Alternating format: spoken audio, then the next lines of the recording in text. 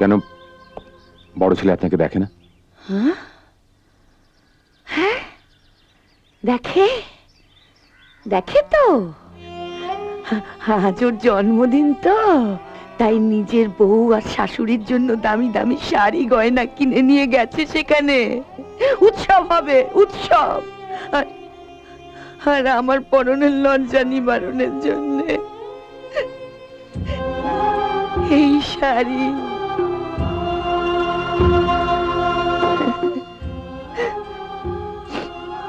এই হচ্ছে মায়ের আঁচল। এই আঁচলে ও বড় হয়েছে।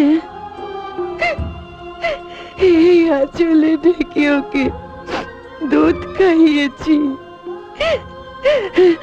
লোকে বলে সৎ ছেলে, আমি বলি অসৎ ছেলে, খারাপ ছেলে।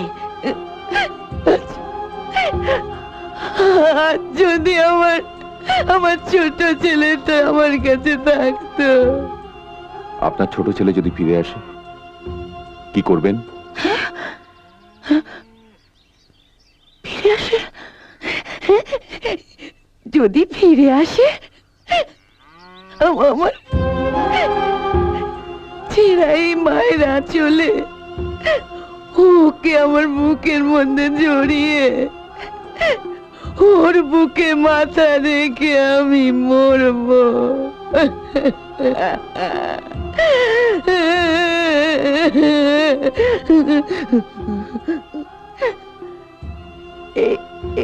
কি বাবা, তুমি কাঁদছো?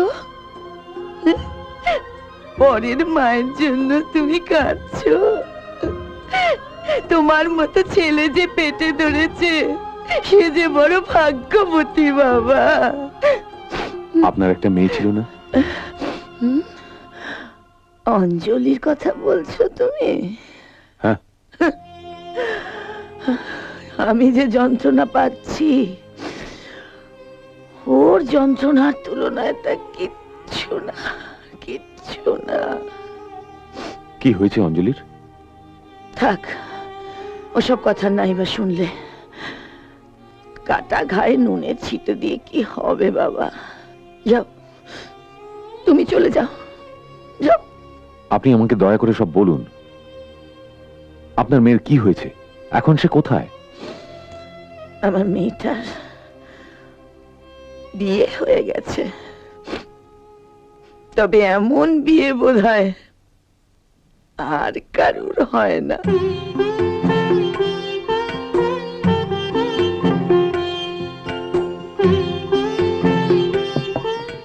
মেয়ে আমাদের খুবই পছন্দ হয়েছে, একেবারে সাক্ষাৎ মা লক্ষ্মী। কিরে মোহন, তোর পছন্দ হয়েছে তো?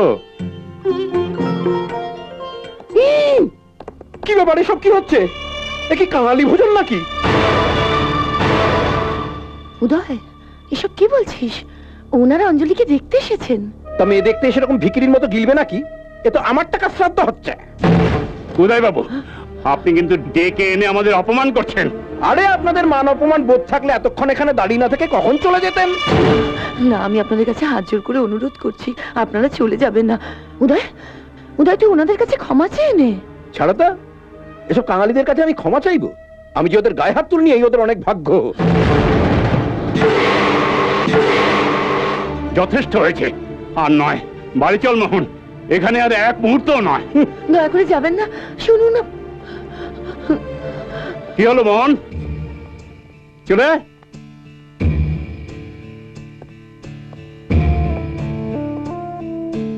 আমাকে তোমার পছন্দ? বলো, আমাকে কি তোমার পছন্দ? চুপ করে থেকো না, বলো।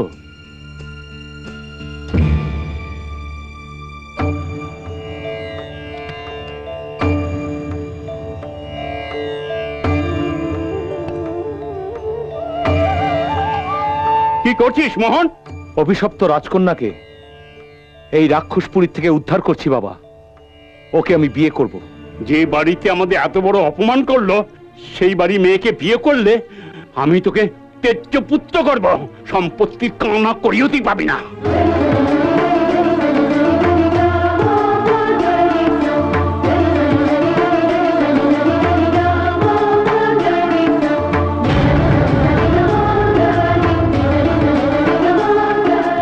আমার জীবনের সবচেয়ে বড় সম্পত্তি আমি পেয়ে গেছি বাবা।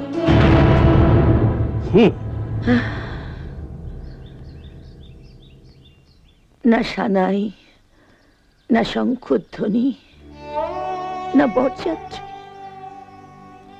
বিয়ে হয়ে গেল আমার অঞ্জলির, বিদায় হয়ে গেল। অঞ্জলি এখন কোথায়? শিমুলপুর।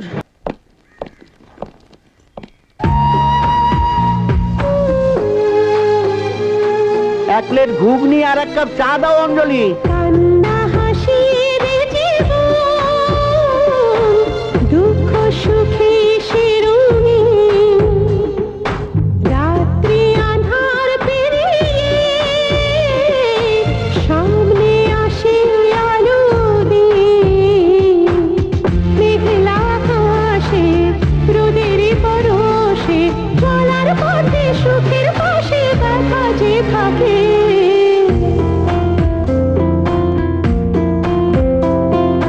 জীবন কত স্বপ্ন যে দেখে, মনে আশা ছবি সে আঁকে। কি দেবো আপনাকে, চা না ঘুগনি? আমি সোনাগঞ্জ থেকে এসেছি। কি চাই বলুন। তুমি অঞ্জলি না? হ্যাঁ। আমি তোমার দাদার বাড়ি থেকে এসেছি। আমার কোনো দাদা নেই। না না, তোমার দাদা আমায় পাঠায়নি, আমায় পাঠিয়েছে তোমার মা। মা? সে কি, উদয়রাজ চৌধুরী মাকে এখনো বাঁচিয়ে রেখেছে? কেন যে মা মরছে না? হয়তো হয়তো ছোটদাকে একবার চোখের দেখা দেখবে বলেই মা বেঁচে আছে।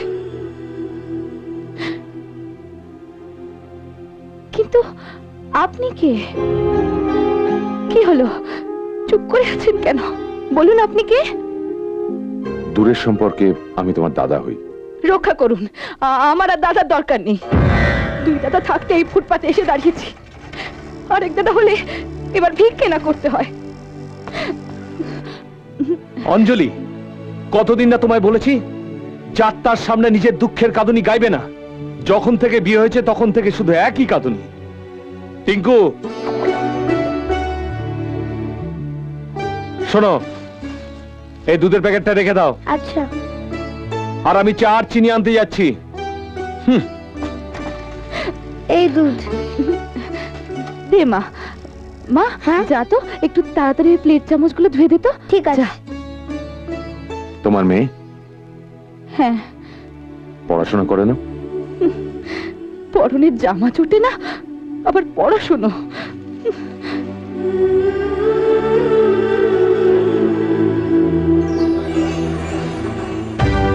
কত দেবো? 400 টাকা।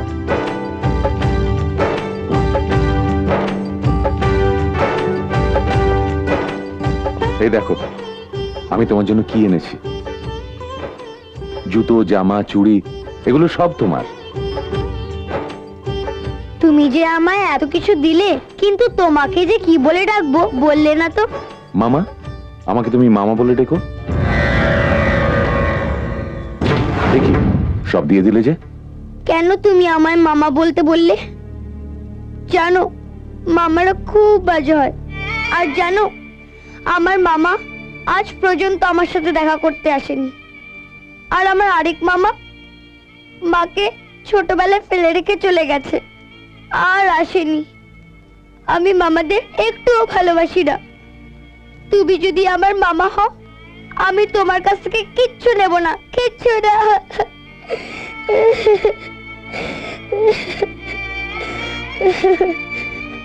ঠিক আছে, আমাকে মামা বলে ডাকতে হবে না, আমাকে বন্ধু বলে ডেকো। মা, বন্ধু ঠিক আছে? ঠিক আছে। না, তাহলে এখন থেকে আমার মা, বাবা, আমি আর তুমি বন্ধু। ওকে বন্ধু। তুই জানিস, তোর মা এখন এই বিশ্বাস নিয়ে বেঁচে আছে যে একদিন না একদিন তুই গ্রামে ফিরে আসবি। তোর মা আবার তোকে দেখতে পাবে।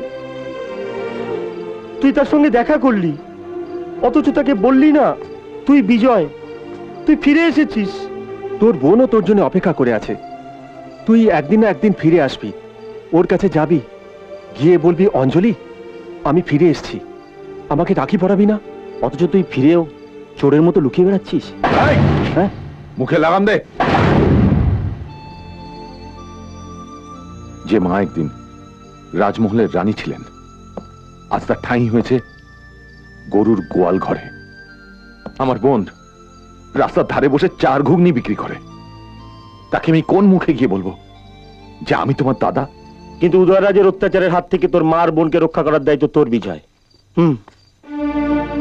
তুই ওদের পুরনো দিনগুলো ফিরিয়ে দে বিজয়। হ্যাঁ দেব, মায়ের সম্মান, বোনের অধিকার সব ফিরিয়ে দেব।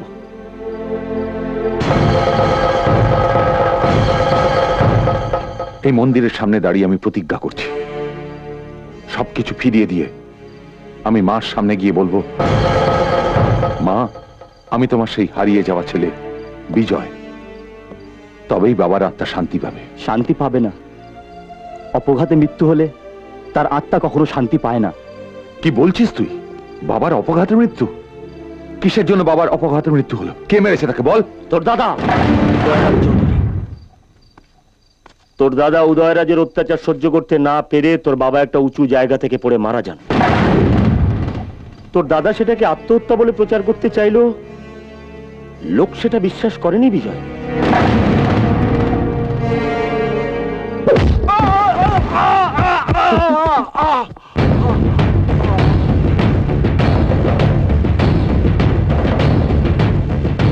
এই কে রে তুই? কার হুকুমে এ বাড়িতে ঢুকেছিস? নিজের বাড়িতে ঢুকতে কারোর হুকুম লাগে না। নিজের বাড়ি মানে কি বলছিস? কি আমার বাড়িতে আমারই সামনে দাঁড়িয়ে বলছিস এটা নিজের বাড়ি? বেরো, বেরো এক্ষুনি, বেরো নইলে মারা পড়বি। বেরো। আমাকে মারার কথা ভাবার আগে আজ থেকে নিজের মৃত্যুর দিন গুনতে থাক। এই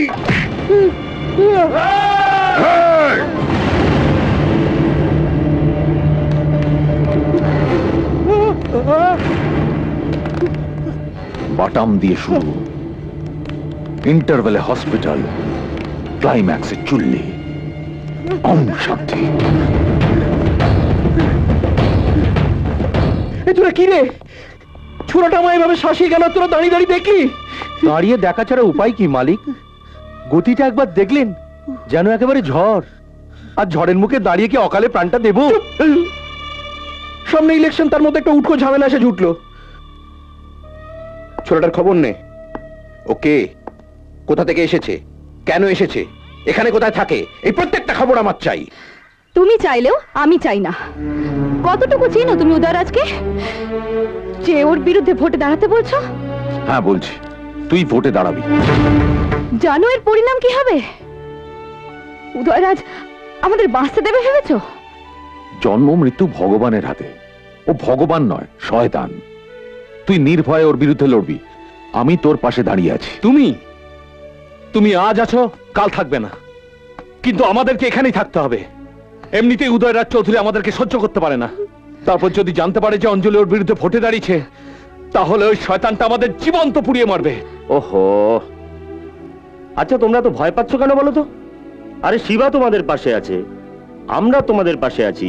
হ্যাঁ অঞ্জলি, এই সোনাগঞ্জের মানুষ তোমার সঙ্গে আছে, তুমি রাজি হয়ে যাও। চৌধুরী বাড়ির মেয়ে হয়ে তুই রাস্তার ধারে চায়ের দোকান করে সংসার চালাচ্ছিস। তোর এইটুকু একটা ছোট্ট মেয়ে, তার গায়ে জামা কাপড় নেই, মায়ের আশ্রয় হয়েছে গোয়াল ঘরে। তোর ইচ্ছে করে না প্রতিশোধ নিতে, নিজেদের অধিকার ফিরে পেতে? ইচ্ছে করে, কিন্তু ও যেরকম ভয়ঙ্কর লোক, যদি একবার জানতে পারে তুমি ওর বিরুদ্ধে কাজ করছো, তাহলে তাহলে ও তোমাকেও শেষ করে দেবে। আমাকে শেষ করতে পারবে না উদয়রাজ, আমি ওর বাড়া ভাতে ছাই ঢালবো। তুই শুধু রাজি হয়ে যা। কিন্তু ভোটে দাঁড়াতে গেলে তো অনেক টাকার দরকার। টাকার ব্যবস্থা হয়ে যাবে।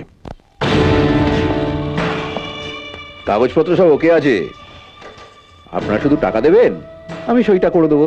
হুম? আপনি কি সত্যি সত্যি মিল বিক্রি করে দেবেন? টাকা পেলে আমার মালিক স্বর্গবাসী বাবাকেও বিক্রি করে দেবেন। হুম? মিল তো কোন ছাড়। মুখ বন্ধ। বসুন সবাই। সামনে এমএলএ ইলেকশন। আপনারা তো জানেন আমার দয়ার শরীর। আমি এই মিল বিক্রি করে দিয়ে সমস্ত টাকা গরিবদের মধ্যে দান করে দেবো। তারা আমায় ভোট দেবে, সুখে থাকবে, হাততালি। নিজের মাকে গোয়াল ঘরে থাকতে দিয়ে গরিব মানুষদের সুখ দেবে। চুপ! দিন টাকা দিন, আমি সই করে দিচ্ছি।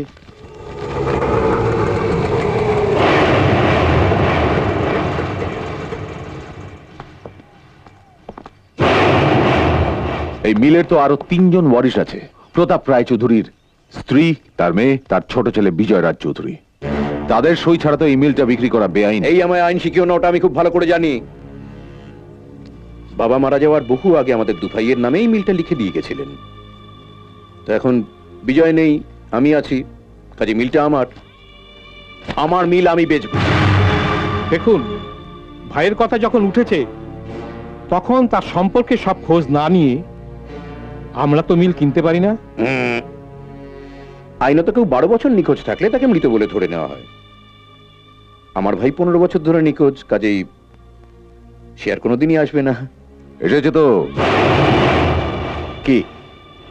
কে এসেছে? তোমার ভাই। এই যে আমি তোমার সামনে দাঁড়িয়ে আছি। কেন আমাকে তোমার ভাই বলে মনে হচ্ছে না? চুপ! কোনো কথা বলবি না। সরি উদয় বাবু, এই মিল আমরা কিনছি না। চলুন সবাই।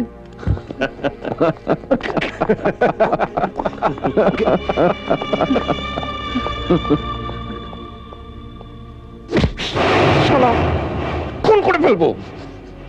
পারবে না উদয়রাজ, হাতটা সরাও। আর একটা কথা বলে যাচ্ছি, আমার কোনো ক্ষতি করার চেষ্টা করলে তোকে আর তোর চামচাদের মেরে মাটিতে পুঁতে দেব।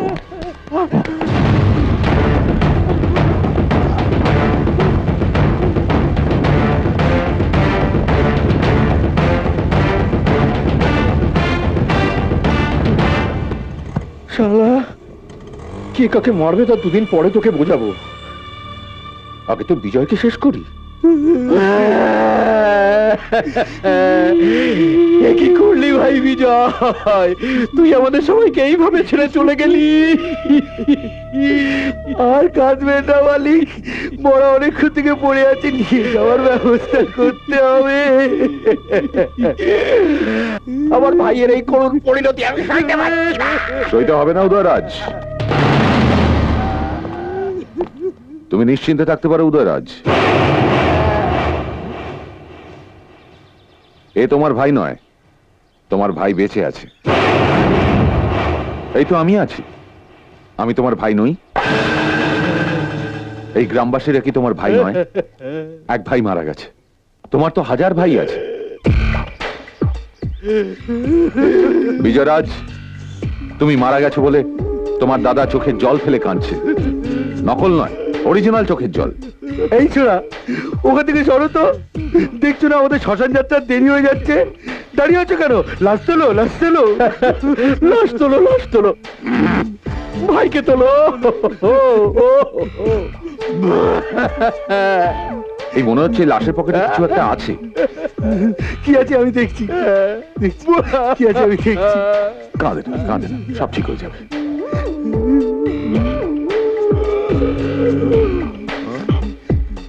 কি? ও, এটা তো একটা চিঠি। দেখি দেখি কি লেখা আছে। আমার দাদা উদয়রাজকে লেখা এই চিঠি। আমি তোমাদের সবাইকে ছেড়ে গত 15 বছর অনাথের মতো জীবনযাপন করেছি। সেই অনুশোচনায় আমার ভাগের স্থাবর অস্থাবর সমস্ত সম্পত্তি সমাজ এবং অনাথ আশ্রমের উন্নতিকল্পে দান করলাম। এই সমস্ত সম্পত্তি দান করার পর যেন আমার শেষকৃত্য সম্পন্ন হয়, তবেই আমার আত্মা শান্তি পাবে। বিজয় রাজ চৌধুরী। চিঠি আমার ভাইয়ের নয়। এ হাতের লেখা আমার ভাইয়ের নয়। আমি আমার ভাইয়ের হাতের লেখা চিনি। এরকম কোন একটা কেলো হতে পারে ভেবে আমি গত 15 বছর ধরে আমি আমার ভাইয়ের হাতের লেখা সাথে নিয়ে ঘুরছি। এই যে এই যে এই যে দেখি দেখি দেখি দেখি, আরে বাপ রে, এ তো দুটো হাতের লেখাই একই বলে মনে হচ্ছে। একই মনে হচ্ছে, তাই তো? তাহলে এবার আইন মতে তোমার সম্পত্তি দান করো। অসম্ভব, আমি আমার সম্পত্তির এক কানা করিও ছাড়বো না। তাহলে আমরাও তোমার ভাইয়ের মৃতদেহ পোড়াতে দেবো না। কি আমার ভাই নয়? আচ্ছা, এতক্ষণ বলছিলে ও তোমার ভাই, কেঁদে ভাসাচ্ছিলে, আর এখন বলছে যে ও তোমার ভাই নয়। তার মানে সম্পত্তির লোভে তুমি তোমার জীবিত ভাইকে মৃত বানিয়ে দিয়েছিলে, তাই তো? এত নোংরা তুমি! শুধু সম্পত্তির লোভে জীবিত ভাইকে মৃত বানিয়ে দিলে। আমি তোমাকে অভিশাপ দিচ্ছি, তুমি ধ্বংস হয়ে যাবে। তুই আমাকে অভিশাপ দিচ্ছিস? আমাকে? আমি আজকে তোকেই লাশ বানিয়ে শ্মশানে এই বোনের গায়ে থেকে আছড়া! একে বেজা ভাগ। তুমি তোমার হাত ছড়াচ্ছ না বডি থেকে তোমার দুটো হাত ছড়িয়ে দেবো আমি? এটা আমাদের পারিবারিক ব্যাপার। পারিবারিক ব্যাপার বলে তুমি বোনের গায়ে হাত তুলবে আর আমি কিছু বলবো না? আমার বলার অধিকার আছে, এখানে সবার বলার অধিকার আছে। আচ্ছা চলো। বাবা, বিরাট তো। তোর বুদ্ধি শুনে আমার ইচ্ছে হচ্ছে মেরে ফেলা দেবো তোকে আজকে। ও মাগো, হ্যাঁ আপনি কি? হ্যাঁ, আপনি যদি আমায় মারেন তাহলে তো জেলে চলে যেতে হবে, আর কাল 14 তারিখ নমিনেশন জমা দিতে হবে না? চলুন।